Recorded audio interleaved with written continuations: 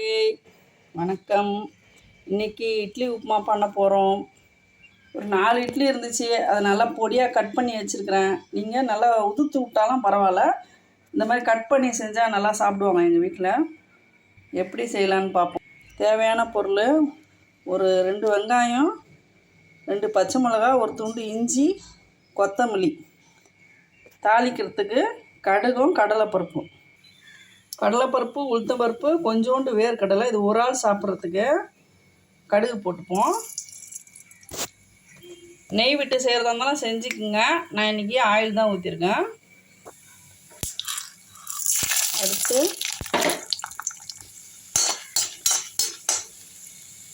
பொன்னிறமாக ஆகட்டும். தீயை குறைச்சி வச்சு செய்யுங்க. கொஞ்சம் பெருங்காயம் போட்டுங்க.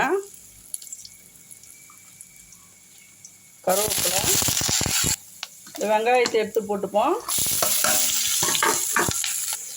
இதில் 2 பிஞ்சு வெண்டைக்காய் செடியில் வளர்ந்துருந்தது, அதையும் பொடியாக அரைஞ்சி இதில் போட்டிருக்கேன். அதுவும் லைட்டாக வதங்கட்டும்.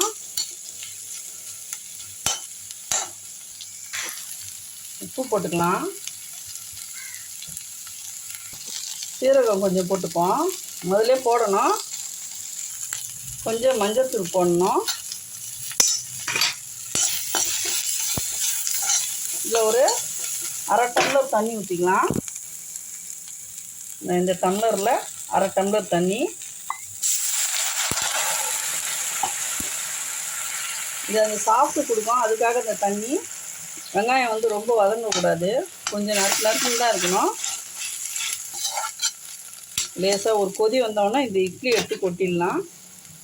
தண்ணி நல்லா கொதிச்சிச்சு.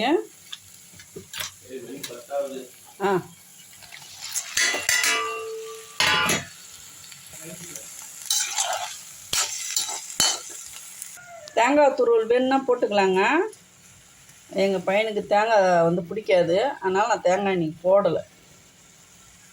அவ்வளோதாங்க. ஒரு சொட்டு தண்ணி இல்லைங்க, ஊற்றின தண்ணி அப்படியே உறிஞ்சிருச்சு. இப்போ சாப்பிட நல்லாயிருக்கும். ரொம்ப கூழாக உதுத்துட்டா ஒரு மாதிரி இருக்கும் சாப்பிட.